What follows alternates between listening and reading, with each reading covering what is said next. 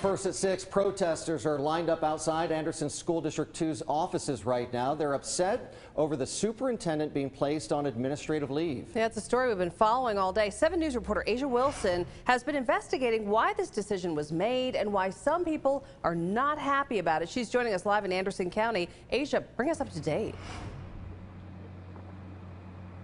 Well, guys, people have been riding by, beeping their horns, and these protesters here say they're upset to learn that Superintendent Richard Rosenberger has been placed on paid leave after he allegedly refused to honor the board's decision to demote 2 of his employees. Now, these folks say they want answers.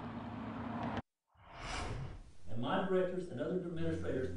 Video from this week's Anderson School District 2 board meeting has sent shockwaves through the county. I will not be moving Ms. Price and Ms. Devin. It captures the moment a board member says Dr. Richard Rosenberger refused to demote 2 of his employees. Dr. Rosenberger made a statement at the end of the meeting that he was not going to follow the board majority vote that was 4-3 to demote Tara Bryce and Beth Deputies, and he walked out of the board. Kevin Kraft says he was part of the minority vote. He confirmed to 7 News Dr. Rosenberger was placed on leave after the March 9th meeting. He chose not to move them because the majority vote did not consult with him about positions of his staff and violated board policy by not addressing this with him. A statement from Board Chair Brenda Cooley said in part, "I had no alternative but to place him on administrative leave."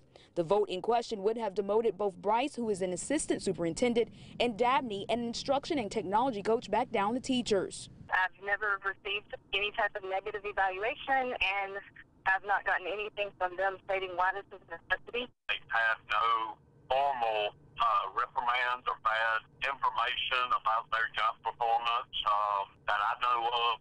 We're told if there is a performance problem, according to policy, a staff member is placed on a 1-year improvement plan if there's a problem with performance. But Kraft says that's not what happened here. I had no idea that was coming, and I had no idea that Dr. Rosenberger was going to stand up for us and the rest of the employees of the district the way he did. I hope the board sees fit to bring Dr. Rosenberger back and work this out. This is not the time to be doing this with the coronavirus. Now, I've reached out to Cooley, other board members, and even the Anderson County School Board to see if they could tell me exactly why the 2 employees were voted to basically be demoted. I'm still waiting on a response from all of them. In Anderson County tonight, I'm Asia Wilson, 7 News. Asia, thank you. Of course, it's a story we'll continue to follow closely. The board has named the current Human Resources Director to act as superintendent until an interim person is found.